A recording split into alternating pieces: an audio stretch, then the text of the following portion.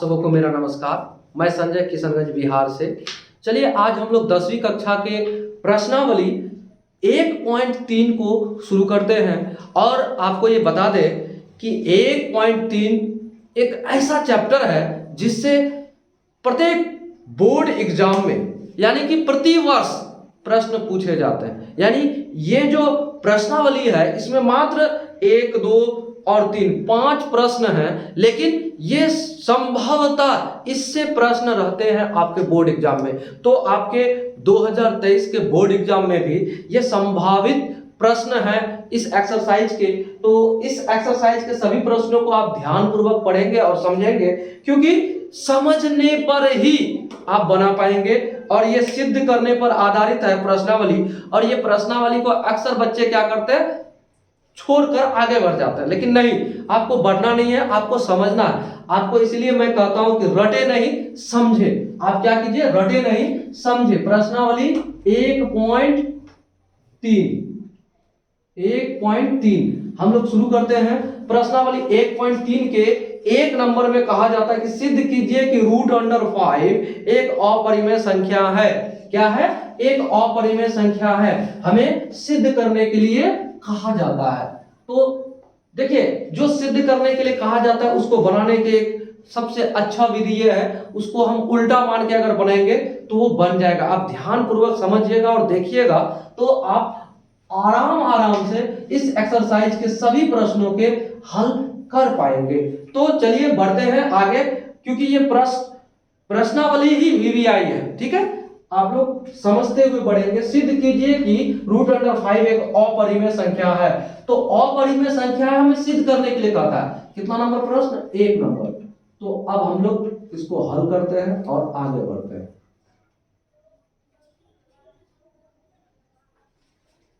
देखिए, अब हमको √5 को अपरिमेय संख्या है, हमें सिद्ध करना है, तो मानना पड़ेगा। मानते हुए आगे बढ़ेंगे। कल्पना किया कि या माना कि चलेगा?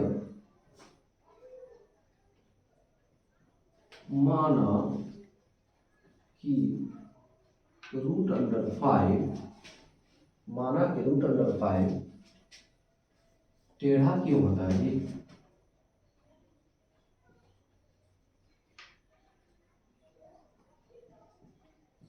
माना कि √5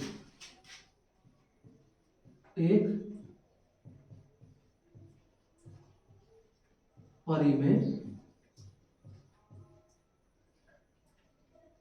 संख्या है। देखिए, हमने क्या माना कि √5 क्या है? परिमेय संख्या, जबकि हमें सिद्ध करने के लिए कहा जाता है कि यह एक अपरिमेय संख्या है। तो पहले हमने मान लिया कि √5 एक परिमेय संख्या है। तो जब परिमेय संख्या है तो √5 को हम क्या लिख सकते हैं? √5 बराबर p/q के रूप में लिख सकते हैं, जहां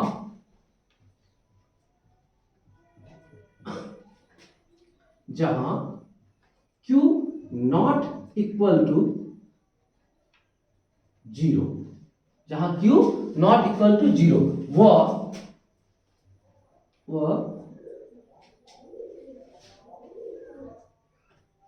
वह p q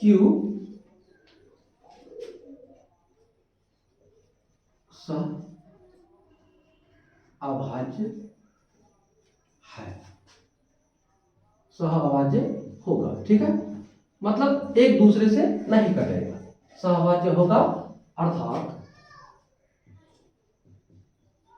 अर्थात क्या होगा? इसका HCF P और Q का HCF क्या होगा? 1 होगा।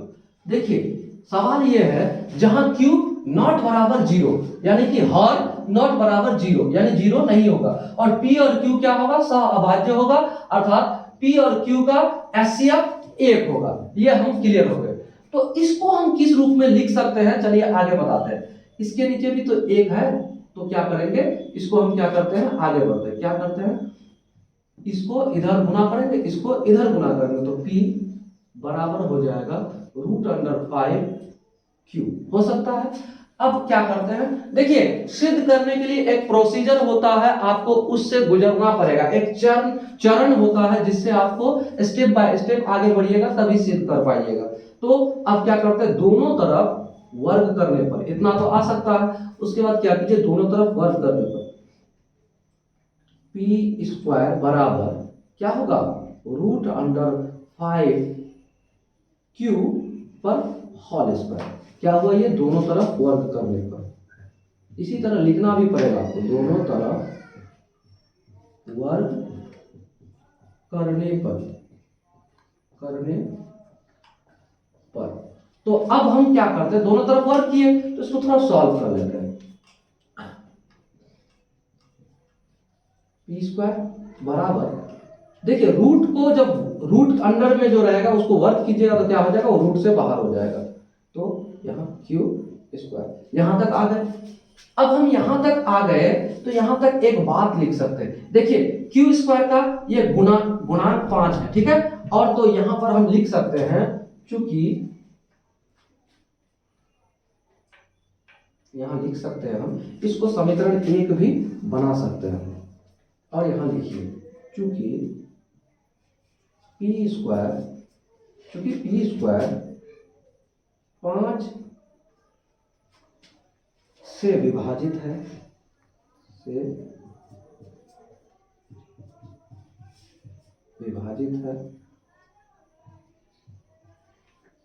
इसलिए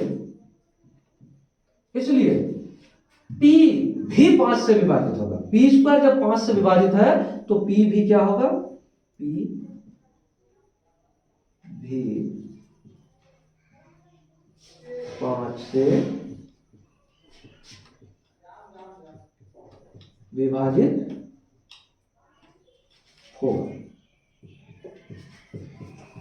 ठीक है। यहां तक लिखिए। अब आप यहां तक जब आ गए तो इसको आप जो रहने दीजिए, ठीक है। इसको आप R लेकर आगे बढ़िए, यानी कि अब क्या कीजिए,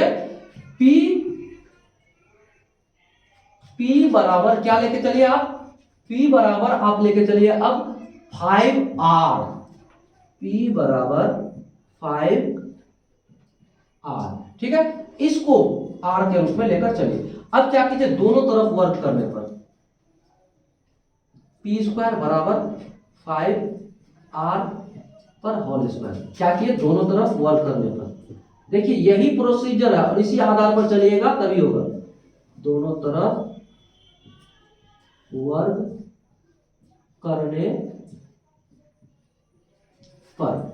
ये प्रत्येक जो स्टूडेंट हैं 10वीं कक्षा के अक्सर क्या करते हैं, इसको अंत में बनाते हैं और क्या सोचते हैं कि अंत में बने या ना बने, और आगे बढ़ के आप क्या करते हैं, सोचते हैं कि प्रश्न का हल नहीं भी करने पर हम इतने नंबर को अगर हम छोड़ भी देंगे तो चलेंगे, लेकिन नहीं, आप इसको समझते हुए आगे बढ़ेंगे क्योंकि आपको हम पहले ही बता रहे हैं। तो अब इसको क्या कीजिए, आप किसी का आगे बढ़ के क्या लीजिए, पी स्क्वायर बराबर हो जाएगा 5 × 5 यानी कि 25R स्क्वायर। तो अब यहां पर हम क्या करते हैं, पी स्क्वायर का मान रखते हैं। देखिए यहां पर समीकरण 1 में है पी स्क्वायर बराबर 5Q स्क्वायर, तो यहां पर हो जाएगा आपका 5Q स्क्वायर बराबर 25R स्क्वायर। तो यहां पर हमने क्या किया, पी स्क्वायर का मान रखे, समीकरण 1 से पी स्क्वायर का मान रखने पर। तो यहां तक हमने लिख लिया है। अब हम क्या करते हैं, इसको मिटाकर आगे बढ़ेंगे तभी हमारा बोर्ड पर होगा। लेकिन आप तो अपने कॉपी पर सीरियल मतलब एक तरफ से आप बनाते जाएंगे और नीचे तक बनाते जाएंगे, अगले पेज पर बनाते जाएंगे, लेकिन हमें तो मिटाकर ही बनाना पड़ेगा, इसलिए हम थोड़ा सा इसको मिटाकर आगे बढ़ते हैं। चलिए हम लोगों ने मिटा लिया, अब हम क्या करते हैं, इसको आगे लेकर बढ़ते हैं। तो 5Q स्क्वायर यहां गुना में क्या है, 25R स्क्वायर, तो 5 यहां से यहां जाएगा तो गुण कटेगा कि नहीं, तो क्या हो जाएगा, Q स्क्वायर बराबर हो जाएगा 25/5 आर स्क्वायर। अब हम क्या करते हैं, इसको काटिए तो क्या हो जाएगा 5 या 25, तो क्यू स्क्वायर बराबर 5 आर स्क्वायर, यहां तक आ गया। अब इसको हम समीकरण 2 मान लेते हैं, ठीक है। अब यहां पर एक बात को आप समझिए, क्यू स्क्वायर जब 5 का गुणांक में है, देखिए आर का गुणांक में 5 है, तो आप क्या कीजिए, यहां उसी तरह से लिखिए जैसे हमने पी के लिए लिखा था, क्योंकि क्यू स्क्वायर 5 से विभाजित है, इसलिए Q भी 5 से विभाजित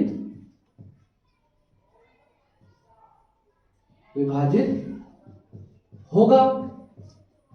देखिए कितना हो गया, तो 5 से विभाजित होगा, तो Q भी 5 से विभाजित होगा, और हमने क्या कहा, P भी 5 से विभाजित होगा, अर्थात P और Q दोनों 5 से विभाजित है। तो अब लिखते हैं अर्थात नहीं, आप अब लिखिए, अब चूंकि P Q 5 से विभाजित है, क्योंकि P Q 5 से विभाजित है, अर्थात P Q का HCF नॉट इक्वल टू 1 है, नॉट इक्वल टू 1 है। जब PQ का HCF 1 नहीं है, तो हमारा क्या होगा, यह एक परिमेय संख्या, अपरिमेय संख्या नहीं है, यानी कि परिमेय संख्या नहीं है। अगर इतना बराबर नहीं है तो परिमेय संख्या नहीं है, अर्थात ये एक अपरिमेय है। तो अब आप लिख सकते हैं अतः, इसलिए हमारा मानना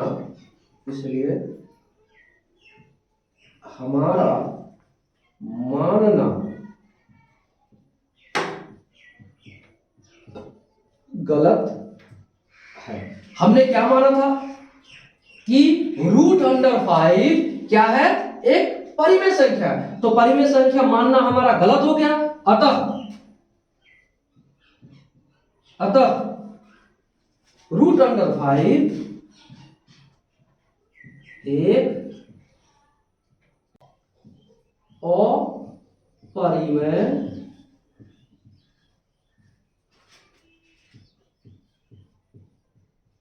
संख्या है, जो हमारा प्रूव्ड हो गया। तो इस तरह से हम लोगों ने एक्सरसाइज 1.3 के प्रश्न संख्या 1 को बहुत ही आसान तरीके से हल कर लिया है, और यह एक वीवीआई क्वेश्चन है बोर्ड एग्जाम के लिए। प्रत्येक वर्ष के बोर्ड एग्जाम में इस चैप्टर से प्रश्न रहते हैं, अर्थात यह संभावित, मतलब 2023 के जो बोर्ड एग्जाम है आपके, उसमें संभावित प्रश्न है। इसलिए आप इसको थोड़ा बारीकी से पढ़ें और ध्यान पूर्वक पढ़ें, ताकि आप समझ पाएं और समझ के आप अपने बोर्ड एग्जाम में लिख पाएं। देखिए यह एक ऐसा प्रश्न है जो 100% में 90% आप कह सकते हैं कि यह आने की संभावना है, आपके बोर्ड एग्जाम में पूछने की संभावना है। तो फिर हम इसको अच्छे से क्यों ना पढ़ें, इसको आप अच्छे से समझें, ताकि आप बोर्ड एग्जाम में इसको सही लिख पाए, बना पाए। और इसी तरह के जितने प्रश्न हैं आपके हल करके हम अपने चैनल पर डाल देंगे, ताकि आप इसको देखकर अधिक से अधिक लाभ उठा पाए। अगर आप चैनल पर नए हैं तो अपने दोस्तों को लेकर आए, और नए हैं तो अपने इस चैनल को सब्सक्राइब कीजिए, वीडियोस को लाइक कीजिए। जय हिंद, जय भारत।